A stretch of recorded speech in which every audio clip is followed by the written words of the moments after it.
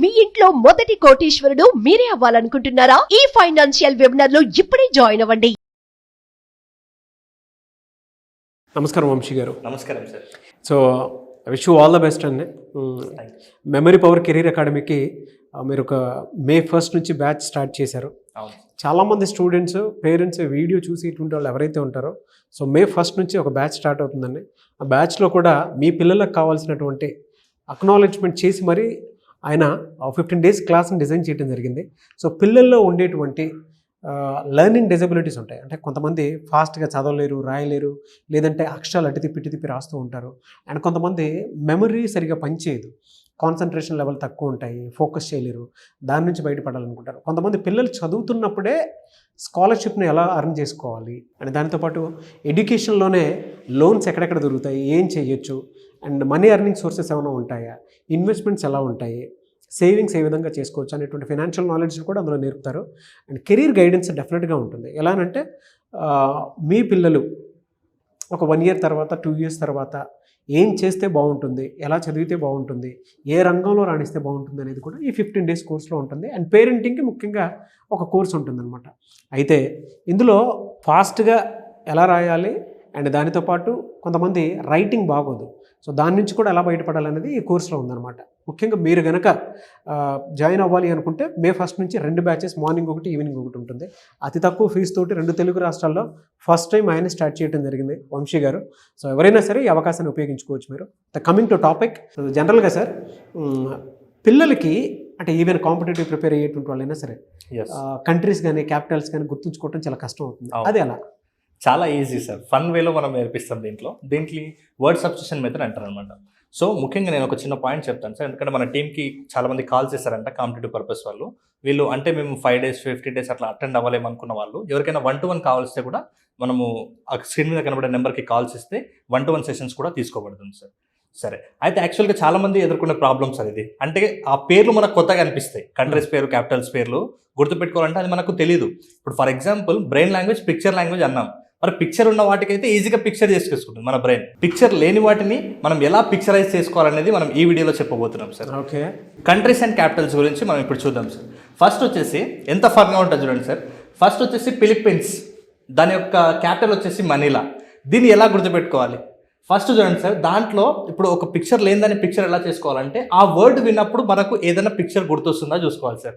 ఇప్పుడు చూడండి ఫిలిప్పీన్స్ ఉంది కదా, నాకు దాంట్లో ఫిలిప్స్ అని గుర్తొస్తుంది. మామూలుగా బల్బ్స్ ఎక్కువ ఉంటాయి కదా సార్. ఆ ఫిలిప్స్ అంటే కొంచెం బ్రాండెడ్ కాబట్టి, ఆ బ్రాండెడ్ కొనాలంటే మన దగ్గర ఏముండాలి? మనీ ఉండాలి. సింపుల్. అంటే ఫిలిప్పీన్స్ అంటే మనీలా అని గుర్తుపెట్టుకోవచ్చు. దీనికి కష్టపడాల్సిన అవసరం ఉందా? చాలా ఈజీ వేలో వర్డ్ సబ్స్టిట్యూషన్ మెథడ్ అంటారు సార్ దీన్ని. చాలా ఈజీగా ఉంటుంది. నెక్స్ట్ వచ్చేసి సార్ ఇటలీ ఉంది. ఇటలీ అన్నప్పుడు మనకి ఏమైనా గుర్తొస్తుందా అంటే ఇడ్లీ అని గుర్తొస్తుంది. ఇడ్లీలో ఎక్కువగా మనం ఎక్కడ చేస్తాము? కిచెన్లో చేస్తాం, అంటే ఒక రూమ్లో చేస్తాం. కాబట్టి ఇటలీ అంటే మనకు రోమ్ అని గుర్తుపెట్టుకోవాలి.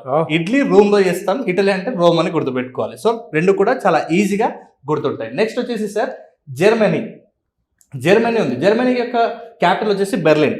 దీన్ని ఎట్లా గుర్తుపెట్టుకోవాలంటే జర్మనీ అంటే నాకు పిక్చర్ ఏమొస్తుందంటే జెమ్స్ మెనీ, అంటే జెమ్స్ చాలా ఉన్నాయి, ఇక్కడ చాలా ఉన్నాయి. సో ఆ జెమ్స్ మనకు కుట్టకుండా ఉండాలంటే మనం ఏం చేయాలి? బెర్లిన్ రాసుకోవాలి. సో అలా జర్మనీ అంటే బెర్లిన్ అని గుర్తుపెట్టుకోవచ్చు. నెక్స్ట్ వచ్చేసి ఫ్రాన్స్, దాని యొక్క క్యాపిటల్ వచ్చేసి ప్యారిస్. ఇది ఎట్లా గుర్తుపెట్టుకోవాలి? ఫ్రాన్స్ అంటే నాకు ఏం గుర్తొస్తుంది అంటే తినే ప్రాన్స్ గుర్తొస్తున్నాయి. ప్రాన్స్ మంచి కాంబినేషన్ ఏంటి అంటే పూరి. ప్రాన్స్ని పూరీస్లో తినొచ్చు అంటే నేను అట్లా పిక్చరైజ్ చేసుకున్నాను అనమాట. సో ఆటోమేటిక్గా మీకు ఏం గుర్తొస్తుంది? ఫ్రాన్స్ అంటే ఫ్రాన్స్ వస్తుంది.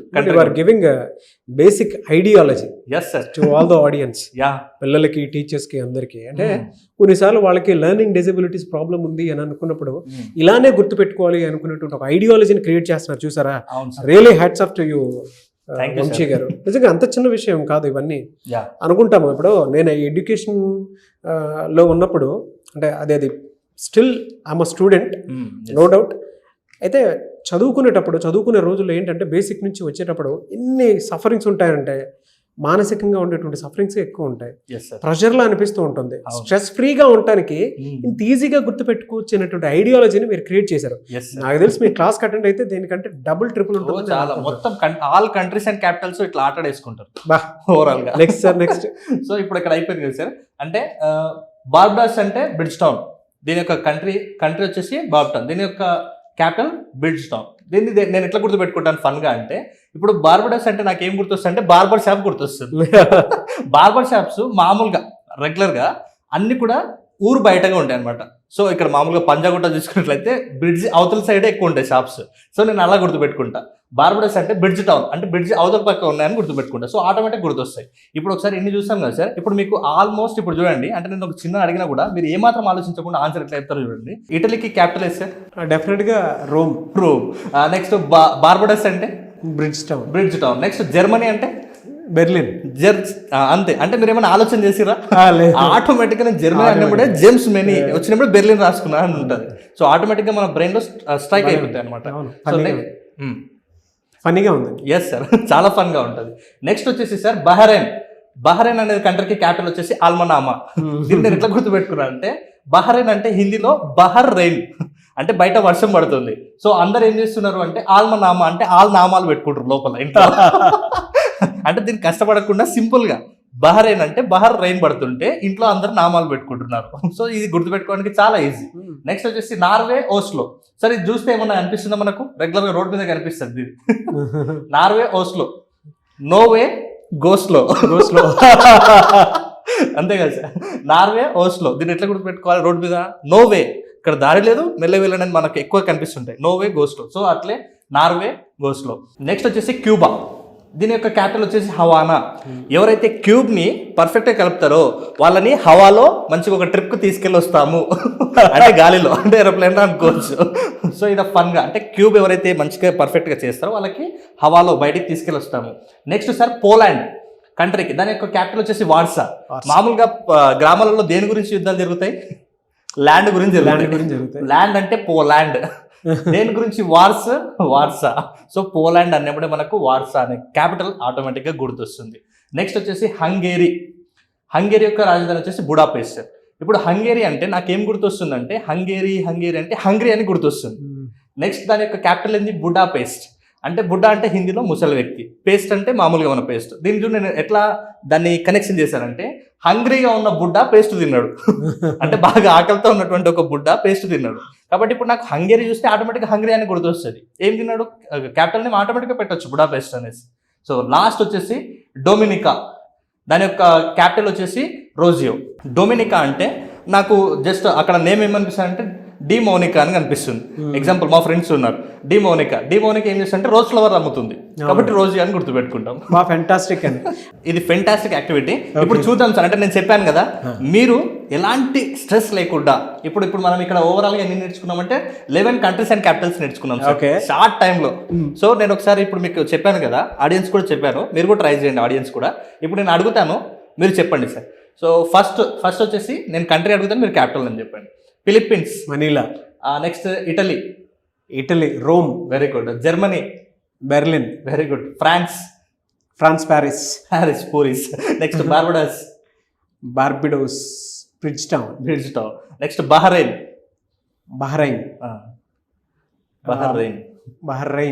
అంటే మనామాన అలామాన ఏదో ఉంటుంది సార్, అంటే నామాలు అన్నట్టు. బహ్రెయిన్ పడుతుంటే గుర్తుంది. నెక్స్ట్ ఇప్పుడు కాంపిటేటివ్ ఎగ్జామ్ పర్పస్ లో జస్ట్ ఈ కీవర్డ్ గుర్తుంటే పెట్టేస్తారు. సో అది కీవర్డ్ కూడా గుర్తుండడం ఇంపార్టెంట్. నెక్స్ట్ వచ్చేసి Norway, ఓస్లో. Next Cuba, Havana. Next Poland. గొడవలు అన్నారు కదా, సో వార్సా. పోలాండ్ అంటే వార్సా. నెక్స్ట్ వచ్చేసి హంగేరీ, బుడాపెస్ట్. నెక్స్ట్ వచ్చేసి డొమినికా, రోజియో. అంతే సార్. మోనికా అమ్మాయి రోజ్ ఫ్లవర్స్ అమ్ముతుంది. సార్ ఇంకొకసారి డొమినికా, రోజియో. సార్ ఇప్పుడు ఇంకొకటి సార్, షార్ప్ గా. సార్ నెక్స్ట్ నేను క్యాపిటల్ అడుగుతాను, మీరు కంట్రీ ట్రై చేయండి సార్. డెఫినెట్ గా. Okay. Next Warsaw, Poland. Very good. Next Berlin, Germany. ఆల్మనామా. నెక్స్ట్ వచ్చేసి ఆల్మనామా sir. Bahrain. Budapest, Hungary. Yes. ఇంకోటి అడగండి సార్, భలే ఉంది యాక్టివిటీ. ఇంకొకటే sir. Next Paris, France. France. Overall గా అంటే ఇంకోటి ఏమంటే అడగండి, కొంచెం బాగుంది. నాతో పాటు ఆడియన్స్ కూడా activate. Next Roseau, Dominica. Yes. Next Havana, Cuba. Next almost అన్నీ కంప్లీట్ అయిపోయాయి సార్. సూపర్ సుభాష్. ఇప్పుడు చూడండి సార్, మనం మీరు కూడా పిల్లలు నాతో పాటు ఈ యాక్టివ్ పార్టిసిపేషన్లో ఉన్నట్లయితే మీరు ఎన్ని చేయగలుగుతున్నారో మాత్రం కింద కమెంట్ బాక్స్లో పోస్ట్ చేయండి. డెఫినెట్గా ఈవెన్ టీచర్స్ అయినా సరే, కాంపిటేటివ్ ప్రిపేర్ అయ్యేటువంటి స్టూడెంట్స్ అయినా సరే, నాతో పోటీ పడాలి అనుకున్నటువంటి వాళ్ళు మాత్రం చూడండి. But good sir, very good activity. I really loved it. పిల్లలు, నేను చెప్తాను సార్, ఫస్ట్ డే మాత్రమే రావడానికి కొంచెం లేట్ అవుతుందేమో, కానీ నెక్స్ట్ డే నేను క్లాస్కి రాకముందుకే వాళ్ళు వచ్చి జూమ్లో వెయిట్ చేస్తుంటారు. ఎస్, అలా ఉంటుంది నెక్స్ట్ మన క్లాస్. ఓకే. సో ఓవరాల్గా మనం సార్ చాలా తక్కువ టైంలోనే ఇప్పుడు 11 కంట్రీస్ అండ్ క్యాపిటల్స్ నేర్చుకున్నాం. ఓవరాల్గా మీరు కూడా, నేను పెద్దగా మళ్ళీ రిపీట్ చేసింది కూడా ఏం లేదు, కానీ ఆటోమేటిక్గా మీరు చెప్పేశారు ఎస్, ఇలా ఉండబోతుంది. అందుకే నేను స్ట్రెస్ ఫ్రీ ఎడ్యుకేషన్ కోసం ఇంతగా కష్టపడి ఇన్నిసార్లు నేను పదే చెప్పడం ఉద్దేశం కూడా అదే. ఇంత ఈజీ మెథడ్స్ ఉన్నప్పుడు మీరు ఎందుకు స్ట్రెస్గా ఫీల్ అవుతారు? ఎందుకు సూసైడ్ చేసుకుంటారు? ఎందుకు ఫెయిల్ అయినామని డిప్రెషన్లో ఉంటారు? ఎందుకు స్ట్రెస్గా ఉంటారు? ఎందుకు పేరెంట్స్ పిల్లల్ని వాళ్ళతో గొడవ పడడం, వాళ్ళ మీద ప్రెజర్ పెట్టడం ఎందుకు చేస్తున్నారు? స్ట్రెస్ లేకుండా ఎలా నేర్చుకోవాలో భలే ఎడ్యుకేట్ చేశారు సార్. ఇప్పుడు మనం ఎంత బాగా ప్రతి దాంట్లోనూ ఒక ఎడ్యుకేషన్ ఐడియాలజీ ఉంది.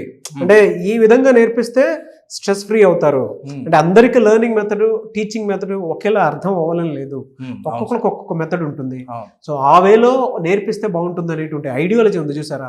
రియలీ ఐ లవ్డ్ ఇట్ అండి వంశీ గారు. Thank you so much. ఎలా సార్, మే ఫస్ట్ నుంచి జరగబోయేటువంటి మార్నింగ్ ఈవినింగ్ బ్యాచ్ కదా, ఎన్రోల్ చేసుకుందాం అనుకున్నటువంటి వాళ్ళు చాలా మంది ఉన్నారు. ఈవెన్ టీచర్స్ కూడా జాయిన్ అవుదాం అనుకున్నటువంటి వాళ్ళు ఉన్నారు. అరే మంచి యాక్టివిటీ కదా, ఎందుకంటే అతి తక్కువ ఫీజు పెడుతున్నారు కాబట్టి. ఎలా, ఏ విధంగా ఎన్రోల్ చేసుకోవాలి, ఏ విధంగా ఉండబోతుంది?